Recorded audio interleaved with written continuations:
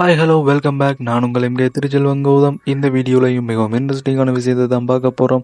என்ன விடயம் பார்க்க போகிறோன்றதுக்கு முன்னாடி நாம் பெர்முடா முக்கோணம் பற்றி அறிஞ்சிருப்போம்.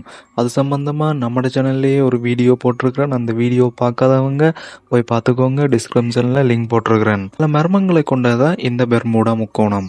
அந்த பகுதிகளில் அதிக காந்த சக்தி இருப்பதனால பறக்கின்ற விமானங்களாக இருக்கட்டும், கப்பல்களாக இருக்கட்டும் உள்ளிழுக்கப்படுவதாக கண்டுபிடிக்கப்பட்டிருக்குது. அதே போல இந்த பெர்முடா முக்கோணம் போலவே ஒரு மர்மம் நிறைந்த முக்கோண பகுதி இருக்குது.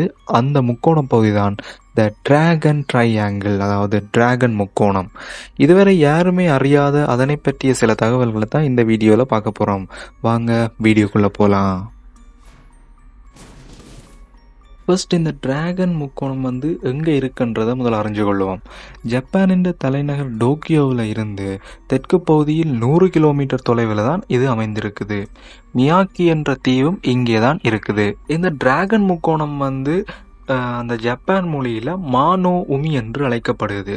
இந்த மானோ உமி என்று சொல்றதுக்கு அர்த்தம் என்னன்னா டெவில் சி, அதாவது பிசாசுகளின் கடல் என்று அழைக்கப்படுது. பெரும்பாலும் இந்த டிராகன் சி என்ற, அதாவது டிராகன் ட்ரையாங்கிள் என்ற விடயம் ஒருத்தருக்குமே தெரியாது. உலகில் பலருக்குமே அறிமுகம் இல்லாத இந்த பகுதியை கடந்து சென்ற கப்பல்கள், படகுகள் மர்மமான முறையில் மாயமாகி இருக்குது.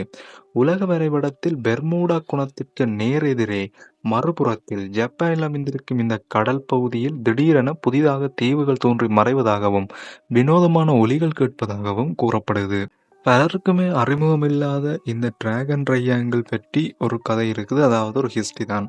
1950களில் ஜப்பான் இராணுவ கப்பல்கள் இந்த வழியாக சென்றபோது தான் இதன் மர்மம் உலகுக்கு தெரிய வந்திருக்குது.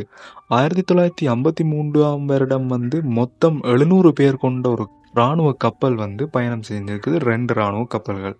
இந்த பகுதியை கடந்த போது மர்மமான முறையில் காணாமல் போயிருக்கிறது. அவர்களுக்கு என்ன நடந்தது, அவர்கள் எங்கு சென்றார்கள் என்பதை கண்டறிய ஜப்பான் அரசு 31 பேர் கொண்ட விஞ்ஞானிகள் குழுவை அங்கே மீண்டும் அனுப்பி வைத்தது. ஆனால் அவர்களிடமிருந்தும் எந்த தகவலும் இல்லை. அவர்களும் மாயமான முறையில் மறைந்தார்கள் என்று நம்பினார்கள். அவர்கள் என்ன ஆனார்கள் என்பதும் தெரியவில்லை. இந்த மர்மமான சம்பவங்களுக்கு பிறகுதான் அந்த நாட்டு அரசாங்கம் இதனை தடை செய்யப்பட்ட ஆபத்தான பகுதியாக அறிவித்தது. அறிவியலாளர்கள் இதனை பற்றி பல கருத்துக்களை கூறினாலும் அந்த பகுதியைச் சேர்ந்த மக்கள் கூறுவது 1000 வருடங்களுக்கு முன்னர் டிராகன்கள் வாழ்ந்து அழிந்து போன இடம் இதுதான். அதன் காரணமாக பல அமானுஷ்ய விடயங்கள் நடைபெறுவதாகவும் நம்புகிறார்கள்.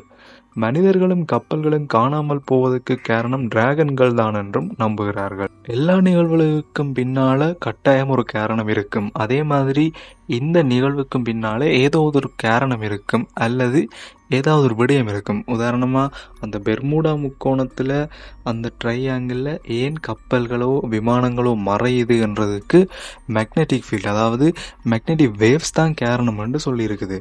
அதே மாதிரி இந்த ட்ரையாங்கிள்லையும் ஏதோ ஒரு விடயம் காரணமாக தான் மறையுது என்று நம்புகிறேன். இதே மாதிரி இந்த தகவல்கள் குறித்து இன்னும் விஞ்ஞானிகள் ஆராய்ந்துதான் இருக்கின்றார்கள். அந்த விஞ்ஞானிகளின் ஆராய்ச்சிகள் கூட இன்றளவில் கூட இப்போ இந்த பெர்முடா முக்கோணத்தில் எப்படி அந்த மேக்னெட்டிக் வேவ்ஸ் வேலை செய்யுதோ இங்கே என்ன ஒர்க் பண்ணுதுன்றது தெரியாமல் தான் இருக்குது. அதை இன்னும் எதிர்காலங்களில் கண்டறியும் என்று நம்புகிறோம். இது போன்ற தகவலை அறிந்து கொள்ள நம்ம சேனலை சப்ஸ்கிரைப் பண்ணி சப்போர்ட் பண்ணுங்கள். வேறு என்ன தகவல் வேண்டுமோ கீழே கமெண்ட் பண்ணுங்கள். வேறொரு கண்டென்ட்டோட வேறொரு வீடியோவோட உங்களோட சந்திக்கும் வரை உங்களிடமிருந்து விடைபெற்றுக் கொள்ள நான் உங்கள் எம்கே திருச்செல்வம் கௌதம். பாய் மக்களே.